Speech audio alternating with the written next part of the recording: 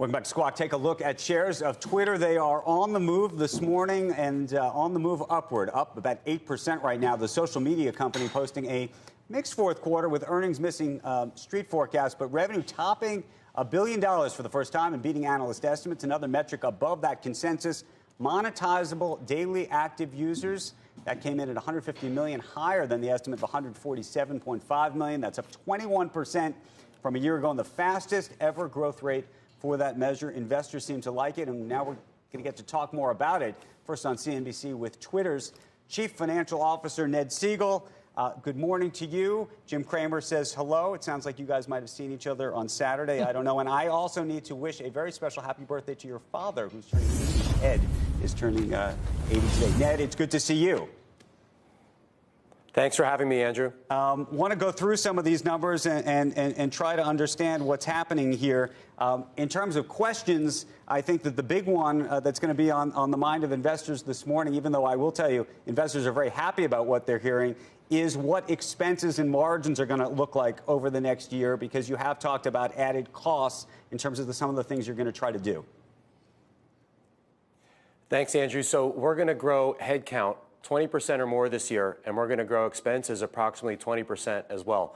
If you step back and think about why we're doing that, I'd point to that 21% MDAU growth that we delivered for the year. When you add 26 million people to the service, when more than half of it is directly tied to product improvements, you build the confidence to continue to execute against your strategy and the execution we've been able to deliver over the last few years. We've got more work to do on the revenue product side as well. That work will continue into 2020. And so these investments will be focused on those two areas in particular. What kind of changes are we going to see in the product itself? I know there's been a lot of talk and internal discussion about improving the advertising product itself. Well, first on the consumer side, there's still so much more that we can do to help people find the information they're looking for, to make sure that they feel safe being a part of the conversation and trust what they see on Twitter. Right now, we're organizing Twitter more and more around topics as opposed to just around accounts.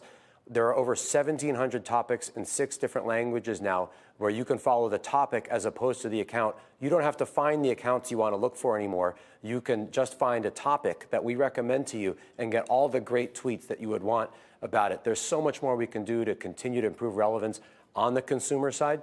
On the revenue product side, there's 2 big projects that we've been working on for the last year. One will conclude shortly. That's our work to rebuild our core ad server. We've shipped a lot of it already. The rest should be done in the first half of this year. That will allow us to move faster and deliver great ad formats for advertisers. The second piece is our mobile application promotion ad format. That work ought to be finished over the course of this year and gives us a better path to more direct response advertising over time. Can we talk about the international piece of this? So growth on the international side, only 3% relative to a much bigger piece in the U.S. How's that going to look over the next 2 years?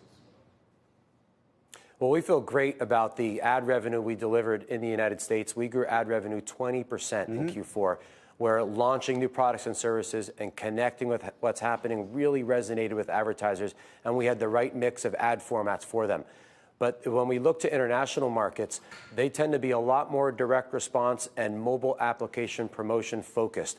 And so I'll give you an example where in APAC, MAP was down 25% in the context of brand, which continued to grow. So underlying advertiser sentiment remains strong, but we have work to do to make sure we're delivering the right ad formats for them. Talking about international markets, you know, at the end of the year, your boss, Jack Dorsey, said that he was going to move to Africa, and there was a lot of commotion.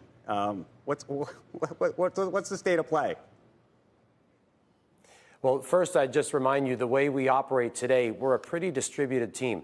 Jack spent a lot of this year traveling to all of our offices. He went to over 30 Twitter offices over the course of 2019. A bunch of us came with him on parts of that trip.